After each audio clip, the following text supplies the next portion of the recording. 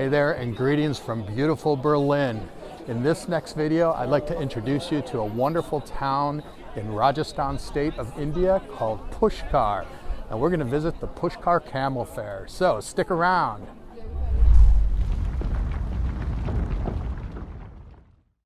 India is a huge and varied country, but today I want to concentrate on Pushkar, located in the Indian state of Rajasthan.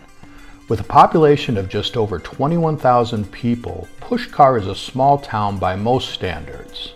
The Pushkar Camel Fair is an annual multi-day livestock fair, which typically overlaps with late October and early November in the Gregorian calendar. And this is exactly why I schedule my Colors and Culture of India trip at this time of year.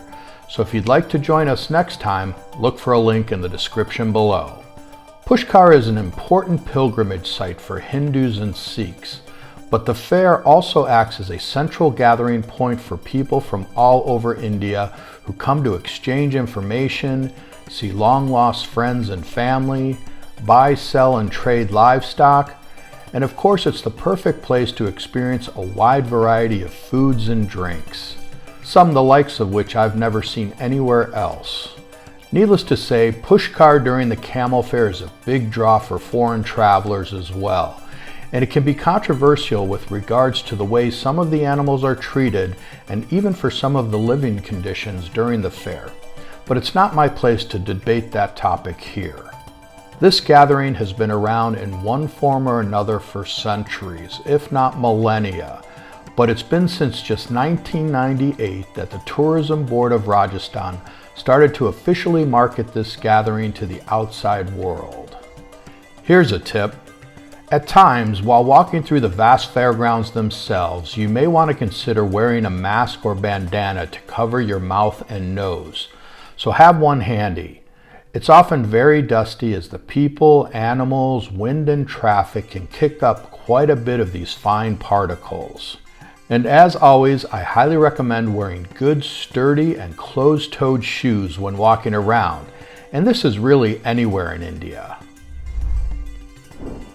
On this topic, one of my favorite things to do anywhere is to just walk around and observe people engaged in their everyday lives, and perhaps strike up a conversation here and there, and Pushkar is certainly no exception.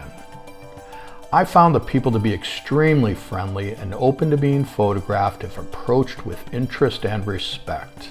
Even some of the more stern-looking men were kind enough to stop and let me make a portrait or two, understandably proud of their good looks, great mustaches and beards, and colorful clothes and turbans, some of which can be 9 meters long. The women are wonderful too, often stopping me to take their photographs dressed in brightly colored saris and at times ornate facial jewelry. As in any place, I like to get out early before the crowds in the heat of the day, and this will absolutely pay dividends in Pushkar, especially during the fair when the number of people in the small town swells incredibly. My local partner, great friend, and Indian brother, Ani, has helped me put together a trip throughout India that is simply spectacular. And here in Pushkar, he's certainly in his element. One thing we make sure to do is visit the local ghats, which by definition are a series of steps leading down to a body of water, such as a bathing or cremation place along the banks of a river, like the Ganges, or a lake, such as Pushkar Lake, where we meet with a local spiritual master named Mr. Vasu and experience Puja. Puja is the act of showing reverence to a god, a spirit, or another aspect of the divine through invocations, prayers, songs, and rituals. And this experience is not to be missed. Here, Ani and his wife experience Puja with Mr. Vasu, like they do every year, and if available, he's the same spiritual master our groups interact with when we're in town. As the fair's name indicates, some 30,000 camels can be found in Pushkar at this time of year.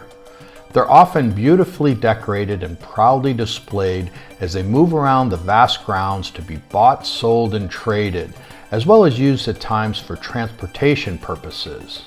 There are potentially even more horses at the fair, believe it or not, And they're not just any horse, but a special breed with unusual inward curving ears that are also on display to trade, buy, and sell. You could feel free to walk around just about anywhere in the fair and you'll almost always be welcomed. I'm sure it goes without saying, but simply use common sense, be extra respectful, and more often than not, the people would love to talk and interact with you.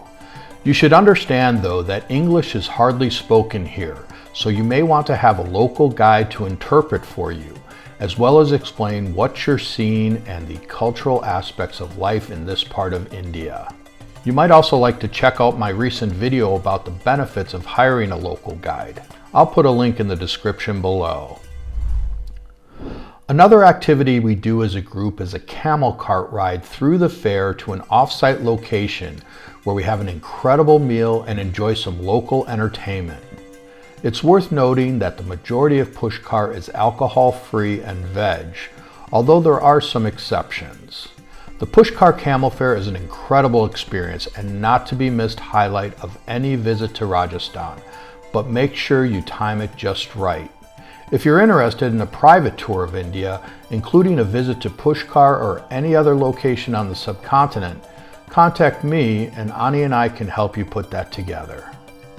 Of course, there are plenty of other things to do and sights to see in Pushkar, but those will have to wait for a future video, so stay tuned for that. Question of the day: have you ever been to India? What was your impression?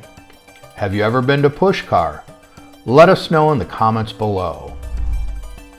Well, that's all I have for this week, but before you go, make sure you check out my recent video called Tips for Traveling During COVID.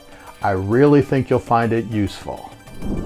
Last but not least, be sure to look for a link in the description if you'd like to purchase this t-shirt or any of my other designs at one of my online stores. There are lots of options as I have pandemic, continental drifter, photography, and travel specific stores that you can peruse.